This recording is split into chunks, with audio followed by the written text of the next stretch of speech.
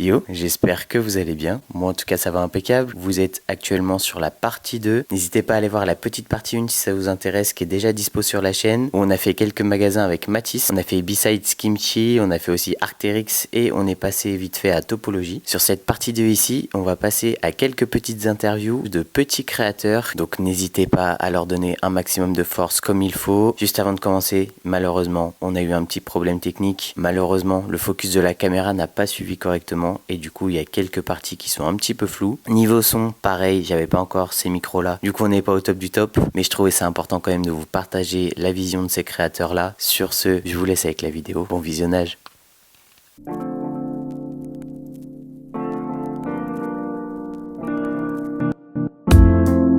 On est au pop-up Entropie et on est plus particulièrement avec les gars qui ont créé la marque Purple Place. Je vais les laisser se présenter à la cam parce que les gens ne me connaissent pas forcément. Ouais. Moi je m'appelle Max, du coup j'ai 23 ans du coup comme Mathis ici.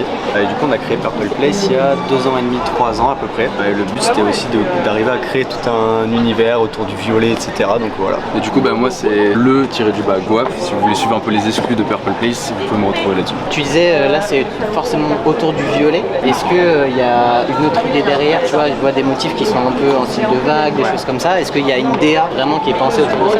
En fait, le violet, nous, ça a un peu été une facilité par rapport à la couleur en termes de direction artistique.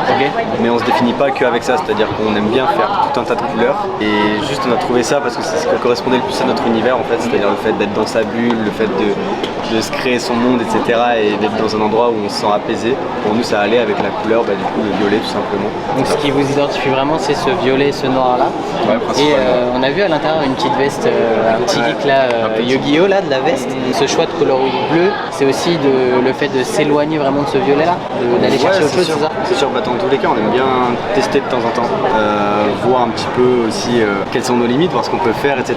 Et c'est vrai que sur cette veste un peu Yu-Gi-Oh, on a juste voulu faire notre délire de, je sais pas, on aime bien Yu-Gi-Oh, ce serait stylé d'avoir un zip un peu en mode puzzle Millennium, tout ça. Ouais. Et du coup on a tenté ça, après on sait toujours pas si on va vraiment la sortir ou pas un jour. Pour le moment ça reste encore juste une pièce exclusive, parce qu'on n'ose pas trop la sortir, elle est quand même osée. Après on se dit là c'est un moyen de la montrer, déjà de recevoir un peu quelques avis, et du coup c'est le moyen aussi de montrer ce qu'on sait faire en dehors de ce qu'on sort. Et ça tu me disais en off que tu bossais beaucoup chez toi, enfin vous êtes ensemble, c'est ça? Exactement, ouais. Et est-ce que vous pouvez décrire un petit peu aux gens vos conditions dans lesquelles vous travaillez? Donc pour vous mettre un peu le contexte, à la base on est coloc, meilleurs potes et associés, c'est vraiment la triplette. Du coup ce qu'on a fait c'est quand on est arrivé sur Lyon, parce que de base on est des Ardéchois, et en fait l'idée c'était d'avoir un espèce de appart local. Du coup on peut à la fois travailler et vivre, parce que c'était financièrement ce qui nous permet en tout cas d'avoir le meilleur train de vie pour faire glow up la marque. Donc ça c'était le premier objectif, et du coup maintenant on fonctionne un peu dans cet appart local, cette maison un peu créative on va dire, mais là on commence à capter les limites, on commence à avoir plein de stocks de tous les côtés, ça dépasse de partout. Vous vivez dans les cartons un peu. Ouais, c'est exactement. On est tout le temps là, du coup on est tout le temps sur la marque, tout le temps dans ces trucs là, et c'est vrai qu'au bout d'un moment il faut aussi arriver à différencier aussi pour même avoir plus de créativité, plus de choses qui nous viennent. Parce que si on est tout le temps sur ce truc là, tout le temps dans les cartons, dans la marque, etc., on peut pas en fait déconnecter. On a besoin de décrocher un peu, et du coup l'idée d'avoir un local, c'est là entre guillemets ce qui nous traverse l'esprit.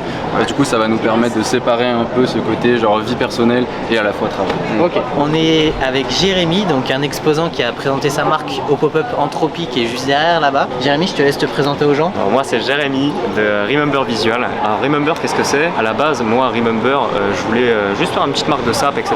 J'avais pas forcément d'idée, donc je suis parti sur le tatouage que mon artiste préféré à l'époque avait, du coup Remember to Remember, et j'ai brodé au fur et à mesure du coup une vraie histoire, et au final en vrai j'ai trouvé une vraie signification qui est du coup de représenter tout le monde, du moins avec des époques, etc. La première collection du moins qui se nomme dans ce genre de choses, c'est Renaissance, et c'est des dessins du coup tirés de la Renaissance, etc.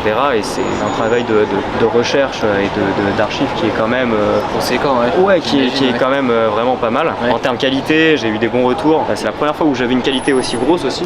C'était pas ton premier drop du coup? C'était pas mon premier drop, mais c'était mon premier drop en plus, même avec l'idée, justement cette idée là de Remember, de bien dater dans le temps, etc. Et même en termes de qualité, c'est vraiment là où je me suis dit ok, c'est vraiment ce que je veux faire. Pour ça t'as glow up, t'as changé d'usine, t'as changé de textile? Non, c'est vrai que là je l'ai pas dit, mais je suis dans le marquage textile et c'est moi qui fais effectivement toutes les impressions moi-même. Donc c'est un avantage de fou ça, Ouais, vraiment maintenant j'ai une idée, je veux le faire sur t-shirt, ok je le fais. C'est vraiment génial à ce niveau-là, je peux faire plein de tests par jour. Je vais faire ce que je veux, j'ai juste à commander les textiles chez le fournisseur et voilà, du coup juste derrière moi je fais des petites commandes, des petits machins. Donc chacune des commandes est faite du coup directement par mes soins. On est avec Nico de la marque No Clouds. Nico, tu vas te présenter aux gens du coup, parce qu'ils te connaissent pas forcément. Dire un peu quelle est ta marque, tu vois, quel message tu veux diffuser à travers ça. Alors moi c'est Nicolas, du coup j'ai 22 ans, sorti d'une petite L3 que j'ai fait à Lyon. Je suis originaire de Haute-Savoie. D'accord. Ah ouais, donc tu viens de loin. Ouais, je viens de Haute-Savoie, des montagnes. Ok. Mais du coup j'ai lancé No Cloud juste après ma licence. J'avais trop envie de faire un truc dans les chaussures de base. J'ai lancé ça en décembre 2022 et puis je devais faire qu'une année. Ça a très bien marché, du coup je fais une deuxième année. Trop bien. Voilà. Et est-ce que tu as des réseaux toi, compte perso, compte de la marque, etc. sur lesquels on peut compte perso, il est perso. Ouais, ok. Mais sinon, compte de la marque, c'est nocloud.fr. Ok. Et NoCloudFlix, pour un peu plus de content. D'accord, ok. Voilà. Et quel est un peu ton mode de création? Comment est-ce que tu fonctionnes? Est-ce que tu te mets plutôt dans un lab, tu vois, par exemple comme Purple Place? Est-ce que tu as, toi, ton côté chez toi vraiment perso? Moi, ce que je kiffe beaucoup, déjà, je m'inspire de tout ce que j'aime. Des trucs comme l'automobile, moi j'aime beaucoup. La déco intérieure, plein de marques américaines. Je kiffe Batson, je kiffe des marques. Batson, le pantalon du caméraman. Je kiffe House of Error. Enfin, j'essaie de m'inspirer un peu partout, prendre des trucs que je kiffe chez chacun. D'accord. Et moi, je kiffe créer chez moi, chez mes parents en Haute-Savoie. Parce que c'est vraiment la campagne, tranquillou au fond du jardin, l'après-midi avec un petit café, trop bien. Ouais, donc t'es plutôt aller chercher le calme, t'inspirer de la nature. Ça t'inspire beaucoup ça du coup ou pas forcément? Un petit peu, mais enfin, en termes de colorway, je pense. Ok. J'aime bien prendre des nuances que je vois et qui me font un petit peu tiquer. D'accord. Mais sinon, je pense que c'est plutôt le calme qui m'apaise. Est-ce que t'es tout seul dans l'équipe? Est-ce qu'il y a du monde? Solo. J'ai des potos. LG Closes, une autre marque qui était là. Ouais. Le fondateur, c'est mon meilleur ami. Et du coup, on a beaucoup bossé ensemble. Il m'aide énormément. En vrai, il fait aussi partie de No Cloud, même si sur le papier, il est pas vraiment. Ouais, il est pas vraiment. Ouais, mais voilà. Mais ouais, sur le papier, je suis solo, mais je suis beaucoup aidé de mes proches. Okay. Et j'imagine qu'il y a des pièces dont vous êtes particulièrement fiers. Moi je dirais la veste Invasion franchement parce que en gros on avait eu un peu le succès de la Nostalgic Jacket et c'est vrai qu'on voulait pas arriver à faire une V2 parce qu'on trouvait ça trop facile de juste se dire bon qu'est-ce qu'on peut sortir un peu en bis. Mais par contre on aimait beaucoup la coupe qu'il y avait dessus et du coup on s'est dit ok on repart de cette coupe là et on voit ce qu'on peut y faire. Et du coup c'est vrai que tout le design des manches etc. On s'est longuement questionné sur quel délire on peut mettre, est-ce qu'on met des manches un peu plus en spirale etc. Avec quel type de broderie, des choses comme ça. Du coup on a rajouté plein de détails partout, c'est-à-dire qu'il y a marqué par exemple membre de l'invasion en ton sur ton. Ah oui, c'est-à-dire que nous au final ça nous coûte plus cher, c'est même pas très smart entre guillemets de le faire. Ouais. Mais c'est de la touche personnelle, du détail en fait. C'est un peu de l'easter egg quoi finalement. C'est exactement ça, il y a un petit design dans la poche intérieure. C'est du petit détail en fait en plus et du coup moi je dirais que c'est la pièce qui créativement m'a le plus stimulé en tout cas. Le dernier sweat que j'ai fait, là le tout dernier qui est sorti c'est Mirabilis Angel, ça veut dire merveilleux ange en latin Mirabilis et en anglais du coup Angel. Et du coup c'est parce que l'année dernière moi j'ai perdu mon petit chat qui était genre vraiment mon petit frère de ouf. Tous les soirs je le retrouvais et tout machin. Et je sais pas, genre je trouvais pas trop de motivation pour faire des trucs, je sais pas, et à un moment je dessinais et je me suis dit putain ça ressemble vachement à un ange, d'un côté ça ressemble pas mal à son structure. Okay. Et au final du coup j'ai mis des petites ailes dans le dos avec un petit truc machin. Et puis c'est vraiment full brodé, donc devant et derrière c'est brodé. En vrai personnellement déjà je voulais faire ça pour lui, pour sa mémoire machin. Et déjà en plus Remember c'est vraiment dans le délire de ça justement, dans le perpétuer la mémoire justement. C'est ça, j'espère que les gens ils s'identifieront un peu là-dessus en mode voilà j'ai un petit ange guillemets qui est en haut, là en fait je le porte sur moi-même, il est avec moi tu vois. Il y a des pièces que j'ai pas pu emmener, ma première chaussure je pense que c'est celle qui me tient le plus à cœur. T'as fait une chaussure? Parce que de base je voulais faire que du bootleg. D'accord. Je sais pas si ça te dit quelque chose bootleg. Ouais, carrément ouais. J'avais vu ça beaucoup aux US. Du coup j'ai lancé une première paire de bootleg, ça avait pas trop bien marché. Ensuite j'ai lancé un zip, c'était pas la version qui a été exposée aujourd'hui mais c'était le même colorway. Donc c'est aussi une pièce qui me tient à cœur parce que c'est la première pièce qui m'a fait péter entre guillemets. Et là je continue, j'ai hâte de sortir des nouvelles paires, ça arrivera cet été. Ok, donc t'as enverra des petites photos là de...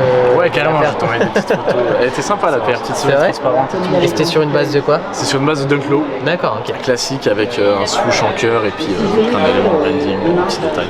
Ok. Toi Mathis, ouais, c'est écoute, moi là, en ce moment, la pièce phare, en tout cas celle qui me parle le plus, c'est cette sacoche. Ah, évidemment, c'est la sacoche. La sacoche. Regardez-moi ça. Alors, elle n'est pas encore sortie. Ok, petit leak alors. Petit leak, voilà. Et du coup, tu t'en t'inspires de quoi pour cette Alors celle-là, on était parti de la Doc Martens, parce que comme vous voyez, je porte des Doc, et je voulais mon petit matching, mais à ma sauce, enfin à notre sauce, le côté un peu Purple Place, on va dire. Et du coup, c'était aussi nous challenger, parce que maintenant, on a l'habitude de faire des vêtements, c'est quelque chose qu'on sait faire. C'est beaucoup attaqué aux vestes, aux knits, on a fait des t-shirts, et là, on veut en gros sortir un peu de cette zone de confort des vêtements et proposer d'autres articles qui peuvent compléter le style ou la pièce du moment, on va dire. Oui, parce que ça se trouve dans 3 mois, bien sûr, je te dirais une autre paire, ou je sais pas, mais ouais. Est-ce qu'il y a d'autres pièces qui t'ont vraiment fait kiffer dans ce que tu as produit? Est-ce qu'il y a des trucs en particulier qui t'ont marqué comme celle-là, tu vois? Je montrerai tout à l'heure, mais il y a des détails sur un sweat, c'est vraiment incroyable à quel point tu peux voir tellement c'est petit. En fait, je me suis tellement aussi mis mentalement le truc de ok, il faut que ce soit de la bonne qualité, que ce soit hyper précis. Bon, évidemment, voilà, tout le monde ne va pas voir ça, c'est pas grave en vrai. Mais moi personnellement, je me dis que ok, c'est là. Des fois, c'est des trucs qui sont totalement cachés. J'ai déjà fait des trucs, des messages cachés en binaire. Je dirais même pas lequel. Ok. Il n'y a pas grand monde qui va le voir. C'est un peu kiffant de ça, dire. Ça te fait kiffer, ouais, je comprends. Ouais. Tu vois, justement, de jouer sur le petit détail qui va derrière. Le easter egg, c'est vraiment ça, tu vois. Okay. Est-ce que c'était ton premier pop-up? Ouais, tout premier pop-up. Ouais. Qu'est-ce que ça fait de faire un premier pop-up? Rencontrer les gens, voir, parce qu'il y avait des clients que je connaissais, je leur parle sur Insta, des trucs comme ça. Mettre des têtes, c'est génial. Et tout le monde est content, tout le monde a le sourire, ça fait trop plaisir. Tu sens que les gens ils arrivent avec de l'amour, ils te le rendent, tu vois. Vraiment, ouais. Il y a des gens qui sont venus tout seuls, tout timides, en disant ouais, on est venu pour vous voir et tout. Il y a même eu un fan art. C'est génial, c'est vrai. Gros big up au frérot qui a fait le fan art, c'est trop mignon. Et un petit dernier mot du coup aux gens, qu'est-ce que vous aimeriez transmettre aux gens par votre marque? À la base, l'idée, c'est vrai que c'était surtout d'arriver à créer en fait un peu un cocon, une safe place en fait, c'est créer une communauté de gens qui se sentent bien entre eux, etc. Nous, ça passait beaucoup par la musique, c'est-à-dire que quand on écoutait de la musique, on avait l'impression d'être un peu transporté dans un endroit où là, on était bien et tout, tu vois, on était dans notre délire, c'était cool. Et on s'est dit, il faut arriver à retransmettre ça sur du vêtement. Alors, c'est pas facile parce que je trouve qu'on peut transmettre moins d'émotions avec un vêtement qu'avec de la musique, par exemple. Et pour aller plus loin, ça reste aussi une aventure humaine. Pour nous, c'est aussi un moyen de rencontrer d'autres créatifs. Là, comme on le voit avec le pop-up, ça nous permet de rencontrer d'autres créateurs. Donc déjà, ça c'est cool, des influenceurs, des gens qui sont en tout cas du milieu, voire même juste dans le milieu créatif en général. Mais ça, c'est déjà une grosse plus-value d'aller chercher cette rencontre. C'est en grande partie aussi pour ça qu'on a créé la marque. Ouais, c'est une philosophie qui est vraiment top, tu vois, parce que tu as vraiment cette approche de raviver un peu les souvenirs, enfin perpétuer les souvenirs, etc. Et je sens vraiment touché par ça. Tu vois, quand on parle et tout, c'est vraiment moi, ce qui traverse. Je vis de malade de ça. En vrai, je fais du coup toutes mes sapes moi-même. Juste en tant que taf, j'adore le vêtement, j'adore même le textile, j'adore la sape en général et c'est trop kiffant. Genre, tu customises ton perso. Genre. Tu vois, là, moi j'ai proposé par exemple, tu vois, celui-là en manche longue. Moi, un perso, regarde, moi j'ai manche courte. Il y a des gens, ils m'ont dit putain, vas-y, c'est trop cool en manche courte, enfin sans manche plutôt. Je suis putain, ça me pousse pour faire des sans manches. Mais en vrai, moi je le prends juste perso, genre je sais pas, je le prends pas, même pas en mode vas-y, je suis une marque et plus en mode vas-y, en vrai, moi je fais des trucs, si les gens ils peuvent s'identifier, ils peuvent kiffer ça. C'est top. C'est ce que tu trouves. Biv, donc qui est derrière la caméra, il me disait quand on regardait tes knits un petit peu en bas, il y a une petite référence à Hayden. Est-ce que tu vois ce que c'est? Est-ce que c'est fait pour? Complètement, ouais, c'est fait pour. De base, c'était un peu faire le R de Registered ou le C de Corporate, vous savez, pour les marques déposées. Je voulais le faire, mais pas de façon sérieuse, avec un N. La première fois que je l'ai utilisé, c'était sur une pièce avec le logo vert, c'est sur une paire d'ailleurs. Et je trouvais que le clin d'œil était sympa, c'était cool. Donc c'est une vraie ref en fait. Ouais, non, c'est vraiment une ref. Surtout, ça se voit encore moins sur les knits, mais sur la paire, l'étiquette sur la languette, ça se voit carrément que c'est inspiré ça. Ok. Ah bah tu vois, t'as l'œil. Hein. Dès que t'as vu les knits, tu les as vus. Direct. Mais écoutez messieurs, merci pour votre temps. Et puis on vous souhaite toute la force. Et merci à Entropie. Et merci à Entropie. Oui, puisque c'est lui qui a c'est lui qui organise. Merci beaucoup. Et si vous voulez me suivre sur les réseaux sociaux, sur Twitter, Insta, du moins les principaux c'est ça. Et après il y a TikTok, mais dans tous les cas ce sera toujours le même nom. Remember Visual. Merci beaucoup. Merci à toi. Eh ben écoute, merci. Merci pour ton temps Nico. C'était un plaisir. Bonne continuation, force à toi. Parce que force à toi. Merci. La marque elle est vraiment intéressante et puis je sens que t'as vraiment une idée créative qui est derrière et c'est vraiment cool tu vois. Non mais puis ouais.